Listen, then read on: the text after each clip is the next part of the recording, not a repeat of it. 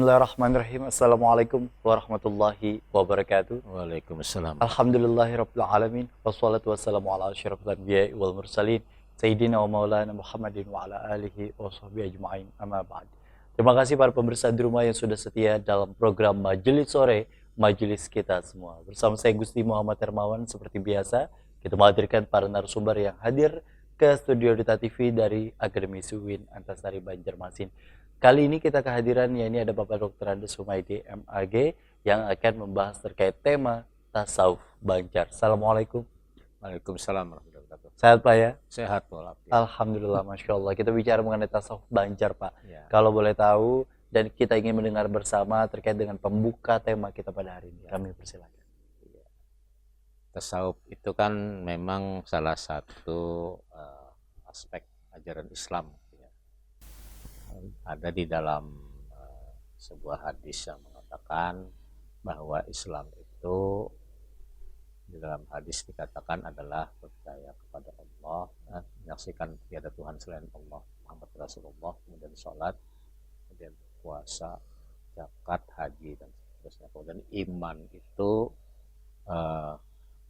adalah percaya kepada Allah dan seterusnya gitu ya. Nah, lalu yang ketiga itu ihsan. Nah, ihsan ini yang dimaksud dengan menurut Hamka itu bisa dipelajari dengan ilmu tasawuf. Nama besar kita ya Hamka itu. Jadi kalau Islam itu bisa dipelajari aspek Islam itu pada ilmu fikih pendalamannya, kemudian iman itu pada ilmu teologi atau ilmu akidah atau ilmu tauhid, maka ihsan itu dipelajari atau didalami bisa lewat ilmu tasawuf. Ihsan itu digambarkan pada zaman Nabi itu adalah ketika kamu menyembah Allah seolah-olah kamu melihat Allah. Nah, kalau kamu tidak bisa melihat Allah, maka Allah melihat kamu. Itu pengertian sederhana gitu ya. Lalu kemudian tasawuf itu dalam proses keilmuannya lalu terbagi kepada 3 macam lah. Ada tasawuf akhlaki atau tasawuf amali, ada tasawuf ilmi, ada tasawuf falsafi. Nah, jadi tasawuf akhlaki itu atau tasawuf tasawuf amali itu seperti kita memahami ilmu akhlak itu. Nah, itu tasawuf akhlak, tasawuf amali gitulah. Atau bisa juga dalam pengertian tasawuf amal itu ya tarekat-tarekat itu gitu ya, munculnya tarekat-tarekat itu. Lalu tasawuf ilmi, nah tasawuf ilmi ini agak mengupas tasawuf itu dengan cara-cara yang ilmiah, hampir dekat dengan psikologi gitu ya, ilmu psikologi ini termasuk di dalamnya itu, atau pedagogi gitu ya begitu. Jadi tokoh yang tadi tasawuf akhlak itu biasanya dikatakan itu tokohnya itu Imam Ghazali gitu ya. Lalu tasawuf yang ilmi ini itu tokohnya itu Fajlur Rahman gitu ya, kalau yang generasi modern. Lalu kan nanti murid-muridnya membawa tasawuf ilmi itu seperti Nurhalis Majid, Syafi'i Ma'arif ke Indonesia gitu ya. Lalu ada tasawuf falsafi. Nah, tasawuf falsafi ini disebut juga kadang-kadang tasawuf yang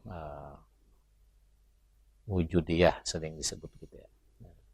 Jadi dalam aliran tasawuf itu nanti ada namanya aliran pertama itu taqarrubiyah. Jadi mereka itu bagaimana merumuskan ilmu agar sangat dekat dengan Tuhan gitu ya. Taqarrubiyah itu alirannya itu. Nah, ini dikatakan sebagai aliran yang dikembangkan oleh Hasan Al-Bisri lah. Nah, kemudian lalu ada aliran mahabbah. Mahabbah itu bagaimana kedekatan itu tidak sekedar dekat tapi mencintai gitu ya. Mahabbah itu mencintai. Nah, ini tokohnya itu Rabi'atul Adawiyah. Rabi'ah Adawiyah. Lalu ada aliran ma'rifah. Ini katanya Imam Ghazali gitu ya, mengenal dekat atau cinta itu harus mengenal Allah. Lalu ada yang masih terkait dengan mungkin tingkatan yang tasawuf akhlaki dan ilmi itu ya, ada namanya aliran Pana wal Baqo. Ini Zunnun al-Misri yang memunculkan ya pikiran Zunnun al-Misri. Jadi Pana wal Baqo itu kita kalau ingin dekat dengan Allah tuh harus mempanakan diri, menghilangkan rasa kedirian ya, lalu kita bisa menemui yang kekal. Nah kemudian nih aliran nanti yang masuk falsafi gitu ya, itu aliran Ittihad. Ini Abu Yazid al-Bustami yang bawa. Nah bahwa manusia itu bukan saja bisa dekat, tapi bisa bersatu dengan Tuhan gitu ya. Lalu yang selanjutnya itu ada aliran hulul, ini al-Hallaj. Jadi kesatuan itu menyatakan dalam rumusan di dalam diri manusia itu ada unsur lahut, unsur ketuhanan, sekaligus unsur nasut, unsur kemanusiaan. Demikian juga pada Tuhan, pada diri Tuhan itu ada unsur lahut, ada unsur nasut ya, unsur ketuhanan, unsur kemanusiaan. Lalu berikutnya yang ini yang kemudian sangat berkembang gitu ya, itu namanya aliran Wihdatul Wujud.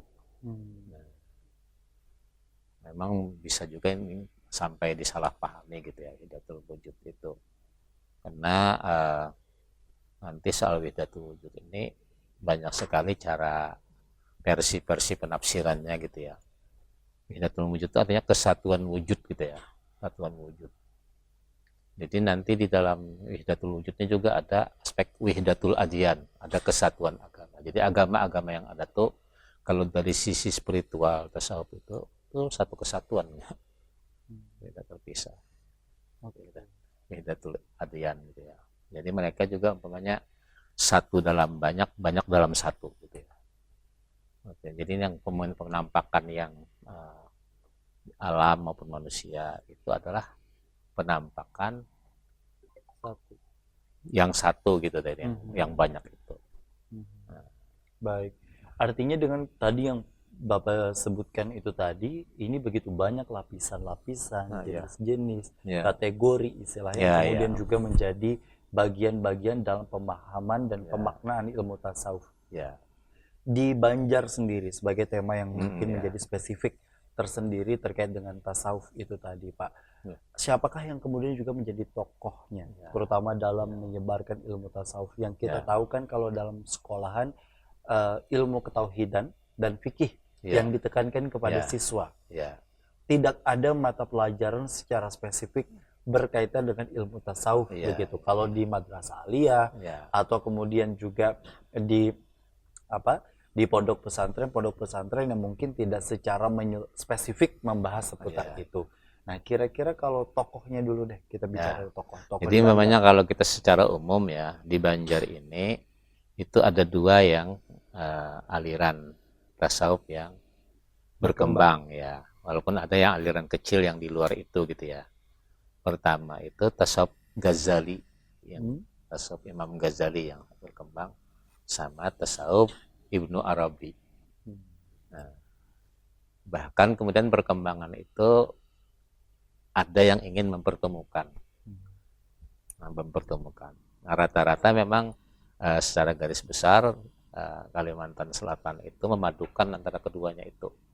Nah, dari bacaan, jadi tokoh-tokohnya umpamanya dari sejak awal sejarah kerajaan Banjar kan terkenal, ini mazhab awal di Kesultanan Banjar itu, mazhabnya tuh mazhab Wihdatul Wujud, Wujudiyah namanya itu ya, Wujudiyah.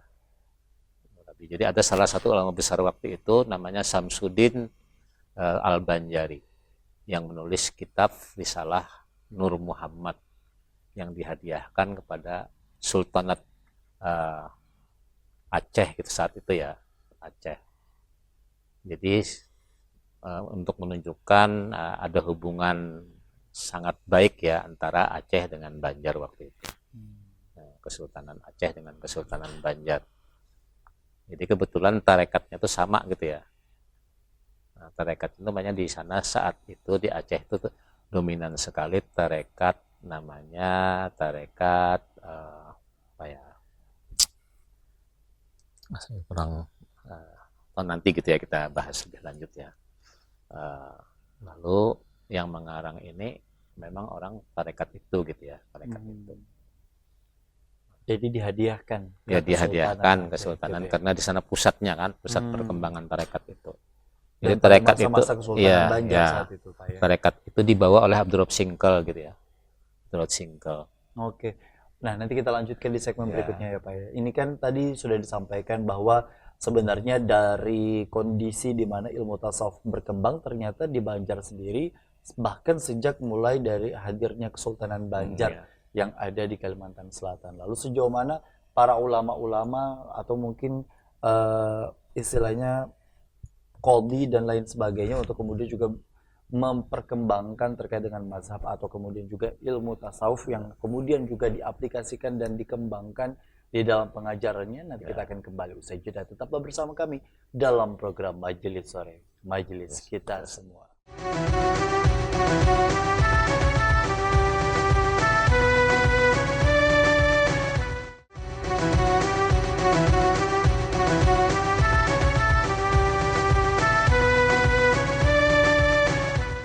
Terima kasih Anda masih bersama kami dalam program Majelis Sore, Majelis Kita Semua. Disampaikan di segmen 1 tadi bahwa ilmu tasawuf yang berkembang di Banjar, Kalimantan Selatan ternyata sudah ada sejak masa-masa Kesultanan Banjar.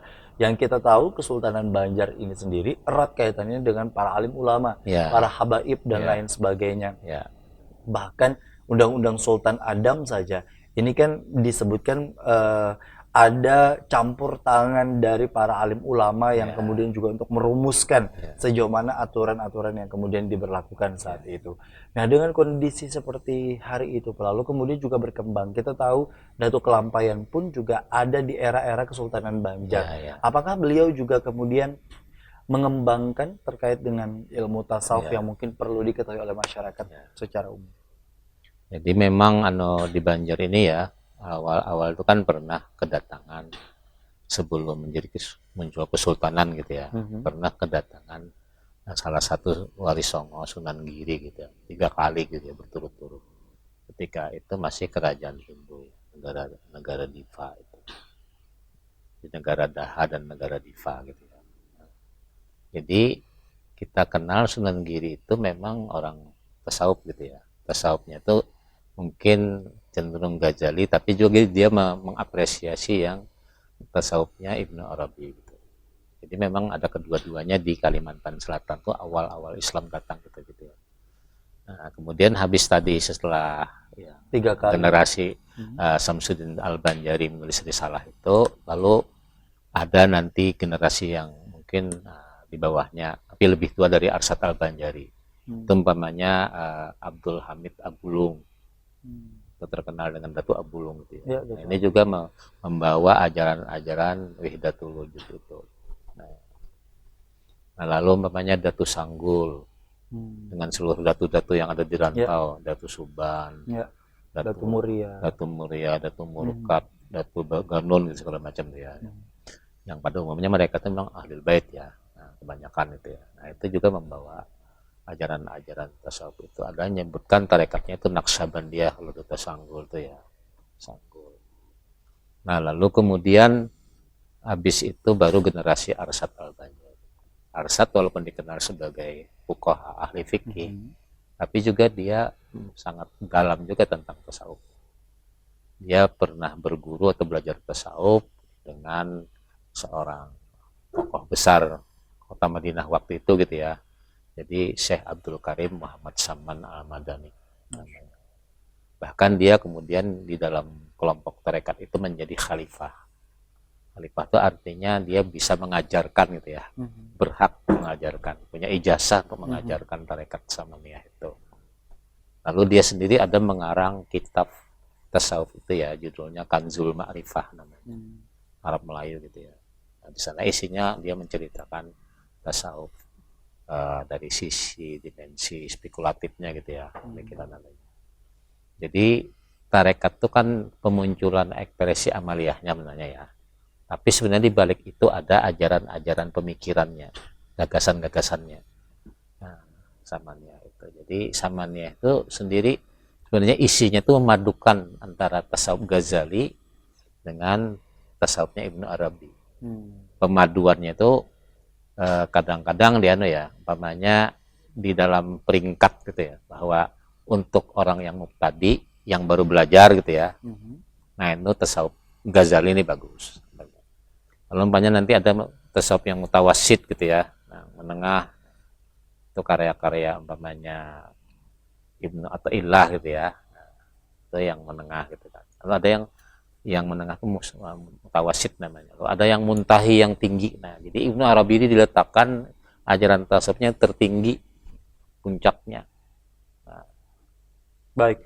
Nah, dengan kondisi seperti tadi yang disebutkan, mungkin supaya dalam tanda petik meluruskan begitu Pak terkait dengan kehadiran ilmu tasawuf. Ya. Karena kan di tengah-tengah masyarakat ada berbagai perspektif berkaitan dengan ilmu tasawuf. Seringkali yang belajar ilmu tasawuf ini sendiri dianggap ada cenderung kesesatan gitu di tengah-tengah kondisi prakteknya. Misalnya tidak sholat Jumat karena merasa sudah itu hanya prakteknya saja gitu, tidak berkaitan dengan keniatan dan sebagainya. Ada yang kemudian juga sudah sholat di tempat mana gitu, salat gitu ya, baik dan lain sebagainya. Nah, dengan kondisi seperti ini di tengah masyarakat kita, lalu kemudian tuan guru atau perguruan kita ngasih tahu bahwa sebelum belajar terkait dengan ilmu tasawuf harus dikuatkan dulu tauhid dan fikihnya. Nah, sejauh mana sebenarnya rumusan yang benar bagi kita sebagai orang Islam, Pak, untuk belajar ilmu tasawuf ini supaya tidak terjebak di dalam situasi yang mungkin bagi pemahaman kondisi otak kita yang mungkin tidak bisa secara komprehensif mengartikan apa saja yang ada di dalam ilmu tersebut. Jadi tasawuf Banjar, saya ulang dulu definisinya ya. Berarti tasawuf Banjar itu artinya tasawuf yang diajarkan oleh orang-orang Banjar ya, tokoh-tokoh Banjar yang mendalam keulamaannya gitu ya, pakai ilmuannya tentang agama itu ya. Jadi memang ada sesudah Arsad itu kan yang terkenal juga ya, itu Muhammad Nafis Al-Banjari kan, dari keluar itu yang mengarang kitab Durun Nafis. Nah, kitab Durun Nafis ini yang kontroversi ya, banyak. Jadi memang menurut Guru Sekumpul nih ya, sebenarnya itu benar kitab itu. Cuma kadang-kadang yang mengajarkannya nggak bisa, atau yang mengartikan, menafsirkan, memahamkan murid-muridnya tuh dengan berbagai contoh ya. Nah, makanya beliau sebenarnya mengharuskan guru yang membaca kitab Durun Nafis itu harus betul-betul paham gitu ya, paham. Jangan hanya sekedar paham sedikit lalu sudah mengajarkan gitu ya. Harus kewaliannya dapat dipertanggungjawabkan. Jadi ketika mengajar itu dia juga harus punya kebijaksanaan, mana yang patut murid-murid itu menerima ini atau tidak, tingkatannya gitu ya, supaya tidak terjadi yang kamu sampaikan tadi ya. Baik. Memang karena ya dengan kondisi seperti ini penerimaan orang beda-beda ya, apalagi kondisi misalnya kita hari ini di tengah sosial media, satu saja yang berbeda, ini ramainya luar biasa, apalagi kalau misalnya dengan kondisi pahaman orang yang sudah tidak dari dasar, ini agak susahnya. Jadi secara umum Pak, kalau kita tahu ya bahwa tauhid ini sendiri kan membahas seputar ketuhanan, fikih terkait dengan amaliyahnya, terkait dengan hukumnya, syariatnya, dan kemudian juga peribadahan mahdoh gitu ya, yang kemudian juga kita jalankan puasa, zakat dan lain sebagainya. Kalau tasawuf bagi orang awam memaknainya ilmu yang membahas seputar apa sebenarnya? Nah, sebenarnya kan kalau kita berpikir ya, lalu bertasawuf namanya. Yang paling sederhana itu umpamanya tasawuf itu menghilangkan kita supaya tidak riya, tidak sum'ah, tidak sombong. Jadi tidak ilmu yang menekankan terkait dengan kehambaan diri. Iya, ikhlas lah bahasanya lebih ada. Ikhlas dalam sesuatu itu. Dan ibaratnya berkaitan dengan pola apa yang menjadi penyembuh bagi penyakit hati betul. Dan lain sebagainya. Karena terkadang betul ya, kita sudah ahli dalam fikih, dalam sholat dan lain sebagainya, lalu kemudian ada saja muncul rasa keakuan dan lain sebagainya, sehingga ilmu tasawuf yang kemudian juga menjadi kontrol itu tadi ya Iya. Pak ya, supaya mungkin kita sholat bukan kita yang sholat Iya. tapi Allah yang menggerakkan segala anggota tubuh. Jadi umpamanya kan kita sholat tuh kayak kalau dalam pemahaman saya ya gitu ya, ada umpamanya ngatakan tuh sallu kama ra'aitumuni usolli. Nah, itu fikih kan ya. Jadi Nabi mengajarkan bagaimana sholat yang ilmunya itu pakai ilmu fikih, rukun syaratnya tenang, mulai takbir sampai salam ya kan. Ya. Tapi kemudian kan diiringi di dalam Al-Qur'an tuh aqimis sholah as-sholatu li dzikri. Dirikanlah sholat itu mengingat aku. Nah, ini di tasawuf kan itu kan. Iya. Bagaimana hati ini tidak kemana-mana gitu kan. Nah, yang seringkali itu yang menjadi miss-nya tuh Pak. Ya, nah, kita sholat tapi pikirannya aduh hujan, jemuran misalnya, aduh hujan gimana berangkat dan lain sebagainya. Nah, itu sebenarnya menjadi kontrolnya. Ya. Bahkan setelah tadi Datuk Kelampaian, lalu kemudian juga ada Nafis Al-Banjari. Guru Nafis Al-Banjari yang juga merupakan keturunan bangsawan kerajaan. Bangsawan kerajaan, ya. Baik. Yang kemudian juga ada di Tanah Banjar ya, Tanah Keluar gitu. Dengan kondisi setelah itu bagaimana Pak perkembangannya? Apakah kemudian juga masyarakat saat itu tercatat misalnya sejarahnya menerima dengan tangan terbuka, dengan wawasan yang terbuka, atau kemudian juga sempat mengalami hal-hal yang mungkin juga saya ngisahkan ya, kayak kitab Durun Nafis itu memang jadi kitab yang kontroversi gitu ya. Karena tadi sebut kontroversi. Ya, nah, gimana? Tapi sampai sekarang itu terbitan anunya itu makin banyak gitu. Nah, tapi memang ketika saya dengan MUI meneliti gitu ya, kalangan-kalangan yang dianggap sesat, yang menyimpang itu basis referensinya juga Durun Nafis. Itu yang artinya gitu ya. Cuma itu tadi apa cuma ya? itu tadi mungkin dia tidak bijaksana gurunya dalam memberikan pengajaran itu ya. Sesuai dengan tingkatan-tingkatan pemahaman, analogi yang diberikan. Iya, kadang-kadang itu. Sama yang seperti tadi kan, mestinya kan kita belajar tauhid dulu, lalu fikih gitu ya. Jadi ada rentetannya gitu ya Pak ya.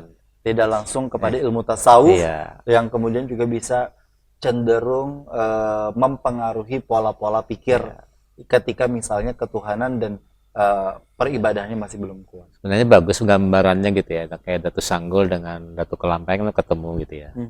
Jadi umpamanya Datuk Kelampaian ini memulai pendidikannya kan dari fikih gitu ya, lalu sampai ke tasawuf puncaknya. Sebaliknya Datuk Sanggul kan dari tasawuf kedalaman gitu ya, lalu dia muncul mendalami syariat.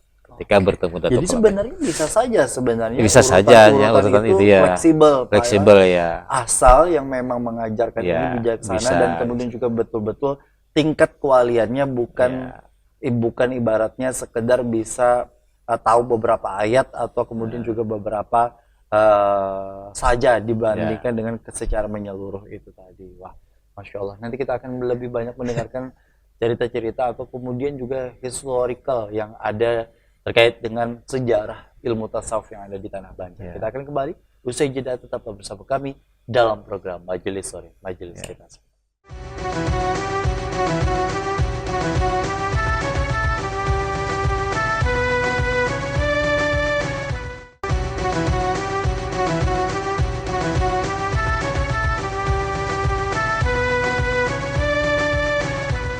Terima kasih Anda masih bersama kami dalam program Majelis Sore, Majelis Kita Semua. Alhamdulillah kalau kita bicara mengenai Tanah Banjar, kita rasanya tidak kekurangan dengan para alim ulama yang betul-betul menjalankan terkait dengan syariat-syariat dan keilmuan yang luar biasa.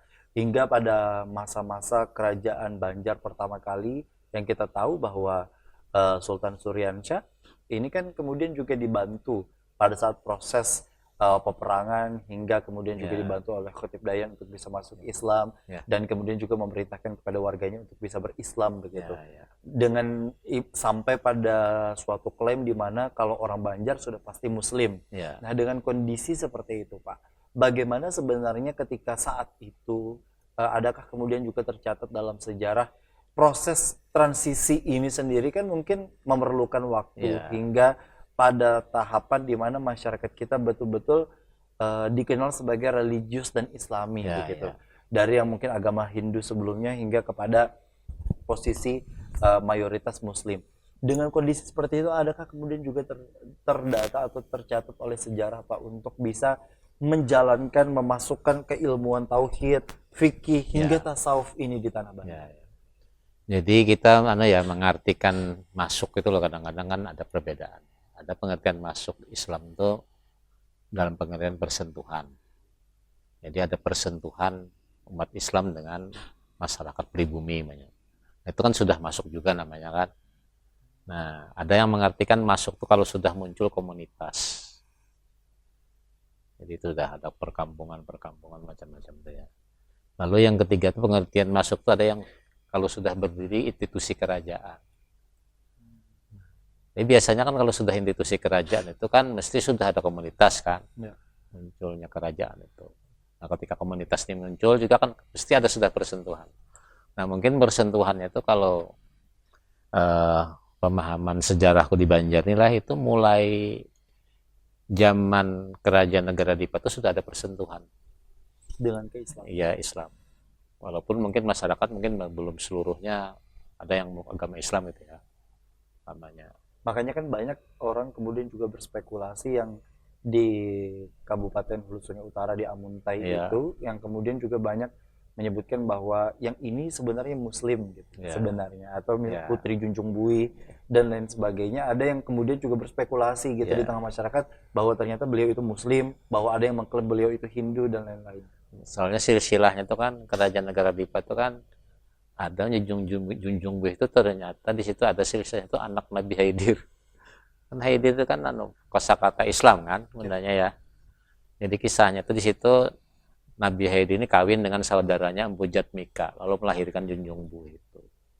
Dan artinya kita begitu dekat ya Pak. Maksudnya, Masya Allah dengan kenabian sampai ke Indonesia dan ke tanah Banjar. Iya, makanya itu kita ini kan di Kalimantan ini modalitas untuk tasawuf itu sudah sejak awal zaman dulu sudah ada. Makanya kan lalu ketika ingin menjadikan raja gitu ya, waktu itu kan Empu Jatmika itu menyuruh anaknya Lambung Mangkurat dengan Mandasana kan untuk bertapa. Terus kita ini kan bahalwat lah gitu kan, tapi berandam di air kan. Nah, tradisi berandam di air ini kan tradisi halwatnya orang-orang yang belajar keilmuan Nabi Haidir kan. Nah, lalu puncaknya kan ketika di persimpangan itu kan muncullah itu Junjung Bui kan. Nah, kemudian Junjung Bui ketika ingin dikawinkan kan dia harus mencari orang setara juga kan. Nah, itu kan bertapa lagi Lambung Mangkurat itu dengan Mandasana. Lalu muncul Suryanata itu. Suryanata. Yang itu tadi muncul di berspekulasi bahwa ada yang bilang itu beliau Hindu, beliau Muslim gitu ya Pak ya. Nah, mungkin Hindu tuh bisa jadi karena tidak terlalu mengakar ya. Karena itu soalnya kasta tidak terlalu karena itu tadi persentuhan itu tadi ketika bisa dikategorikan bisa berbentuk institusi, bisa berbentuk kerajaan, atau kemudian juga berbentuk misalnya sebuah komunitas gitu Pak. Jadi ketika zaman negara Daha itu komunitas di negara itu sudah banyak kaum muslimnya. Jadi para imigran Arab itu kan banyak yang imigrasi ke sana itu. Nah, migrasi ke sana lalu menyebar ke daerah-daerah lain. Jadi kan orang-orang yang disebut datu-datu itu kan sebenarnya orang Hadramaut asalnya Yaman. Makanya negara itu sering dulu pernah disebut sebagai Hadramaut kedua. Saking banyaknya rombongan-rombongan. Nah, itu sebelum berdirinya Kesultanan Banjar. Masih lagi kerajaan negara Daha. Masih kerajaan Daha. Jadi komunitas masyarakat Islam itu udah banyak di situ. Nah, yang mungkin itu tidak tereksplor secara gamblang di sejarah-sejarah yang mungkin sekilas-sekilas yang kita baca di sejarah ilmiah memang gitu tidak tertulis itu ya, tapi dalam umpamanya ada babat tanah Banjar itu kan. Nah, tutur candi, nah itu yang menceritakan. Walaupun itu tidak bisa dikatakan buku sejarah ya. Karena bercampur legenda macam-macam itu. Atau mungkin dari keguruan, dari para wali yang kemudian juga menceritakan gitu terkait dengan kondisi-kondisi yang memang terjadi hingga pada saat penyebaran Islam itu kemudian juga makin masif, Masya Allah. Nah, dengan kondisi tasawuf, balik lagi Pak, tasawuf di sini sejauh mana sebenarnya pondasi tasawuf ini dimiliki oleh kalangan saat ini? Nah, memang ya kalau dihitung sekarang itu kan agak beragam gitu ya, terutama dalam ekspresi tarekatnya.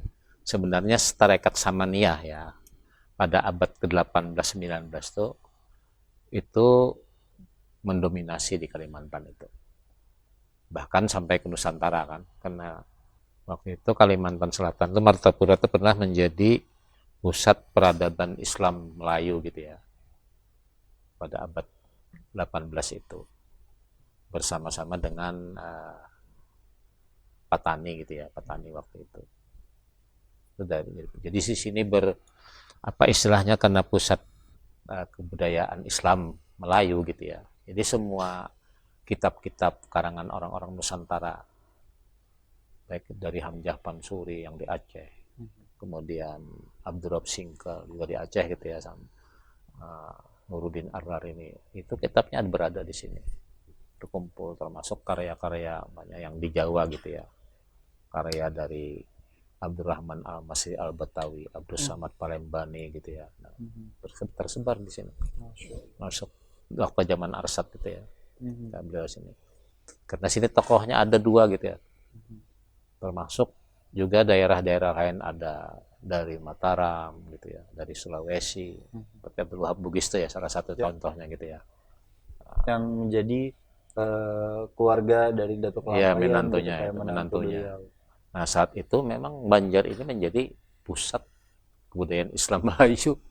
Dan Karena kumpulannya orang ya, orang soleh, orang wali. ya wali, banyak pesantren-pesantren yang tumbuh kan di daerah Martapura itu, terutama pusat Darussalam itu. Kalau dengan kondisi hari ini, Pak, sejauh mana sebenarnya perbedaan antara masyarakat dulu dengan sekarang? Apakah kemudian juga kita tahu bahwa teknologi sebenarnya ada saja sisi positifnya, lalu kemudian modernisasi dan lain sebagainya. Tapi sejauh mana sebenarnya kedekatan orang Banjar dengan keilmuan tasawuf? Jadi dulu tuh ya memang tasawuf ini luar biasa mewarnai ya. Itu terutama seperti yang Anda ketahui kan, kita mengenal Maulid Diba, Sarapul Anam, Berjanji, lalu Dalail Khairat, Burdah gitu ya. Nah, kalau berjanji itu Sarapul Anam ini sebenarnya dari tarekat Qadiriyah gitu ya. Jadi tradisi puja-pujian orang-orang tarekat Qadiriyah. Jadi sebenarnya peringatan Maulid itu majelisnya para sufi.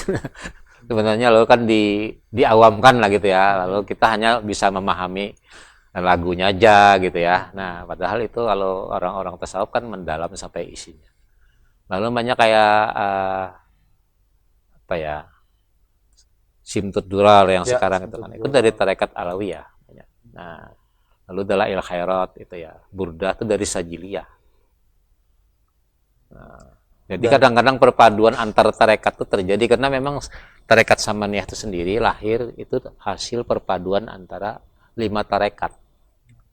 Jadi perpaduan antara tarekat Qadiriyah, Naksabandiyah, kemudian Khalwatiyah, Sajiliyah, dan Adiliyah. Artinya dengan tradisi, kemudian juga kebiasaan atau maupun acara-acara yang kemudian ada di Banjar tidak lepas dari sebenarnya, tasawuf. Pak, ya. Apalagi pembacaan tasawuf, pembacaan manakib kan. Nah, itu kan tokoh-tokoh tasawuf semua yang dibaca. Manakib Abdul Qadir Jailani, manakibnya Arsad, manakibnya ada Nafis Al-Banjari gitu ya. Termasuk sampai kepada guru sekumpulan. Ya, guru sekumpulan sekarang itu.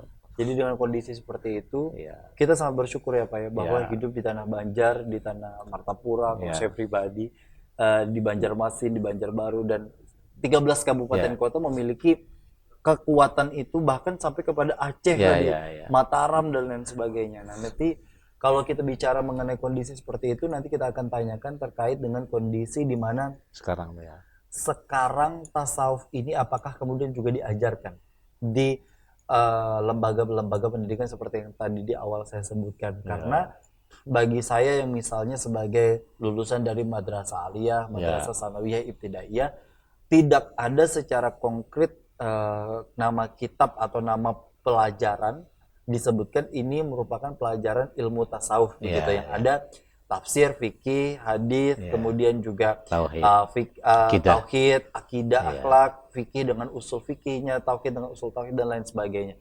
Nanti sampai kepada faraid dan lain-lain. Nah, dengan kondisi hari ini tidak ada yang istilahnya secara gamblang menyebut ilmu tasawuf. Ya. Apakah kemudian juga hari ini anak-anak kita memerlukan terkait dengan pembelajaran ilmu tasawuf, dan kalau mau belajar apakah itu memang sudah terfasilitasi di sekolah-sekolah dan lain sebagainya? Nanti kita akan bahas di segmen berikutnya.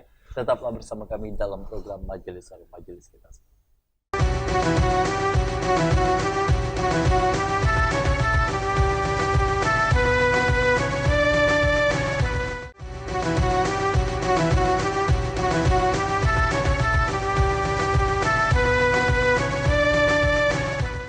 Terima kasih Anda masih bersama kami dalam program Majelis Sore, Majelis kita semua. Kita tahu tadi langkah-langkah untuk kemudian juga memperkuat diri dengan menjadi seorang hamba. Bukan hanya jatuh kepada haram halalnya, mubah atau kemudian juga makruhnya, tapi kemudian juga kita tahu bahwa di dalam kehidupan ada yang namanya hal yang harus dijaga, yakni bentuk hambaan diri. Bisa jadi seringkali kita mungkin begitu fasih atau kemudian juga begitu menguasai terkait dengan sebuah ilmu, lalu kemudian ada saja kadang hal-hal yang muncul di dalam hati terkait dengan hubud dunia atau cinta dunia, atau kemudian juga penyakit-penyakit hati yang seringkali menghiasi setiap harinya dan menjadi PR untuk kita untuk bisa kita kendalikan sampai seumur hidup. Dengan kondisi seperti hari ini, Pak, kemudian kita menjadi anak-anak kecil yang TK, kemudian MI, Madrasah Ibtidaiyah. Kalau SD sudah kita ketahui bahwa betul-betul tidak ada sama sekali istilahnya yang secara gamblang membahas terkait dengan ilmu keagamaan.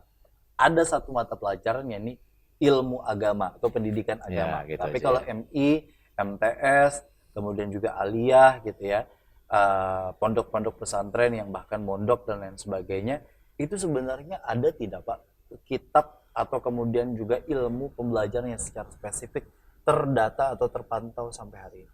Di perguruan tingginya nggak ada gitu ya.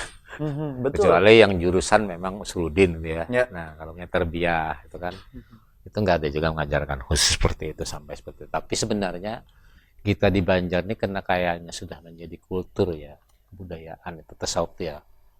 Jadi hampir orang Banjar ini secara umum itu masih pemikiran agamanya dominan tasawuf ketimbang fikih atau walaupun tidak secara sadar yang dipelajari mungkin fikih tauhid, tapi secara prinsip-prinsip kehidupan gitu Pak ya, masih dengan tasawuf. Karena ulama-ulama yang mengajarkan banyak kayak guru Juhdi, guru Danau gitu ya.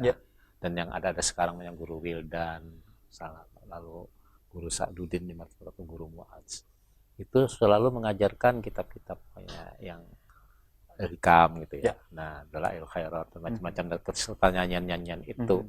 Sehingga itu semacam pengajaran non formal gitu ya. Non formal yang merasuk ke masyarakat Banjar. Yang mungkin tidak yang mungkin sebenarnya isi secara lisannya menyuruh untuk kita sholat, tapi pada penyampaian, pemaknaan dan pemberian pemahaman sampai kepada tahapan sejauh mana kita mengartikan diri, misalnya dalam memberi zakat dan lain-lain, supaya tidak muncul diri, tapi yang muncul itu adalah kemampuan kehambaan itu tadi. Jadi orang-orang Banjar itu kan mudah sekali mengembalikan itu ya kepada hakikat, itu bahasanya hakikat. Jadi kontrol itu yang kemudian harus dipertahankan. Jadi jar pepatah orang Banjar kan ini kan mungkin inspirasi dari tasawuf juga. Jangan dimasukkan ke dalam hati. Nah, cukup di kantong aja. Ya, cukup habis di pembicaraan macam-macam. Nah, itu kan buat tasawuf sebenarnya. Minta rela gitu kan. Nah, itu kan buat tasawuf secara sederhana gitu tasawuf itu. Jadi contohnya kenapa saya mengatakan juga masih dominan tasawuf. Itu umpamanya di Banjar ini kan gerakan kelompok radikal tuh hampir tidak bisa tumbuh ya. Karena masyarakat Banjar ini masih fondasinya tasawuf. Kalau fikih itu cepat kali diterima. Itu salah satu indikatornya.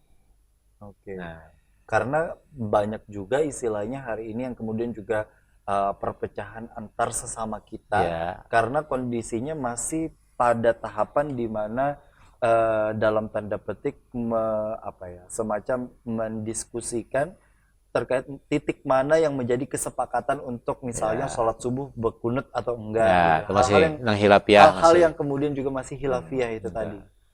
Nah, itu kan orang Banjar kurang memperhatikan kan. Dan juga dai-dai di Banjar ini kan jarang mendebatkan soal fikih. Mereka banyak ya lari ke tasawuf itu. Untuk Walaupun memahami kehidupan sehari-hari. pada ininya tetap juga sebenarnya Iya. ilmu fikih yang kemudian juga menjadi runtutan dan runtutan, template. ya. Ini mereka kan banyak ketiga-tiganya kan. Betul. Tapi betul. para dai kita ini kan memang lalu tasawuf itu sendiri terbuka mereka sampaikan. Ya, Pak. Walaupun misalnya kitabnya yang dibaca terkait dengan hadis atau misalnya terkait dengan manaqib misalnya dari Habib Ali atau Sasaman Al-Madani dan lain-lain, tapi bahasannya ini satu ayat atau misalnya satu kalimat saja ini bisa satu pengajian gitu. Pengajian itu. Yang mungkin bisa dimaknai oleh orang Banjar. Jadi bagaimana orang Banjar itu merasuk-rasukkan itu ya keilmuan itu, ini andaknya di mana namanya. Jadi kan kalau kita melihat konsep keilmuan itu sebenarnya kan fikih itu letaknya kan di otak ya. Makanya simbolnya kalau kita sholat itu berdiri betul itu sebagai kita halifatullah bil ar gitu ya. Nah, lalu kan simbol kita sebagai hamba itu kan kalau sujud, makanya sujudnya 2 kali kan. Nah itu mungkin tasawuf itu. Ya. Tasawuf itu.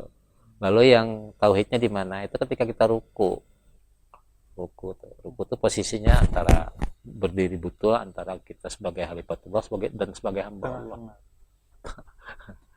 Sebenarnya simbol nasyuran itu ya. Nah, yang mungkin tidak semua dalam artian hari ini memahami sampai kepada pemaknaan. Iya, gitu, ya. lebih kepada masih misalnya kaifiat yang kemudian juga dialunkan. Tapi ya hal tersebut yang kemudian juga patut kita syukuri sebagai orang Banjar. Nah sebenarnya kan kenapa mereka lalu umpamanya kada besar bahyangan itu mungkin kita tidak memaknai sholat itu sampai seperti itu. Kan kalau kita maknai seperti itu berarti ada kaitan kan dengan ilmu tasawuf itu sebenarnya. Yang kemudian juga bahkan karena itu tadi ya Pak ya, kalimat-kalimat yang kadang kontroversi diterima di masyarakat, kada bersembahyangan lagi setelah belajar ilmu tasawuf, itu. Yang dipahami adalah sama sekali tidak sholat gitu ya. Padahal ibaratnya sama sekali tidak ada kehadiran diri atau kemampuan diri untuk sholat kecuali atas izin Allah. Nah, hal-hal yang mungkin kondisi-kondisi atau Pak, mungkin terakhir Pak, seringkali dengan kondisi ketauhidan seringkali dikaitkan dengan gaya bahasa atau mungkin dalam keilmuan mantik gitu mantik, atau balaghah. Nah, mantik atau balaghah. Apakah itu juga erat kaitannya dengan ilmu tasawuf? Memang sumber pengeluarannya beda. Ini kan pakai logika gitu ya. Yang logis gitu ya, kalau teologi itu ya. Kalau akidah itu teologi. Jadi memang permainan pemikiran ya. Jadi sebatas kebenarannya sebatas di kata-kata yang dibahasa. Nah, kalau tasawuf ini kan itu lalu mengalami gitu ya. Mengalami beda sekali ya. Walaupun secara itu harus dimulai memang dengan itu gitu kan. Makanya Imam Ghazali itu selain sufi dia seorang ahli filsafat. Dan untuk memahami yang mana mantik, yang mana memang tasawuf, ya perlu ilmu sekali lagi itu tadi Pak ya, yang kemudian juga perlu diperhatikan. Oke, kesimpulan kita hari ini Pak, ini kan tadi sudah kita bahas terkait dengan bahwa orang Banjar bahkan sebelum masuknya Kesultanan Banjar pun ternyata kita erat sekali dengan kaitannya orang-orang yang kemudian juga memiliki pahaman-pahaman keilmuan tasawuf yang sudah jauh berkembang. Sejauh mana sebenarnya kita mungkin memahami dan memaknai ilmu tasawuf di dalam kehidupan kita sebagai kesimpulan? Ya, saya kira memang dia inherent ya. Jadi aspek yang saya sebut 3 itu sebenarnya satu kesatuan, tidak bisa dipisahkan gitu ya. Dipisahkan. Jadi ada kalimat yang ada gium tuh kalau orang tuh sembahyang tanpa tasawuf gitu ya. Itu sama dengan sembahyang tanpa ruh, robot gitu katanya. Nah, tapi juga tasawuf ya, tasawuf tanpa fikih gitu ya, itu juga seperti hantu gitu. Kan harus ada fisiknya kan.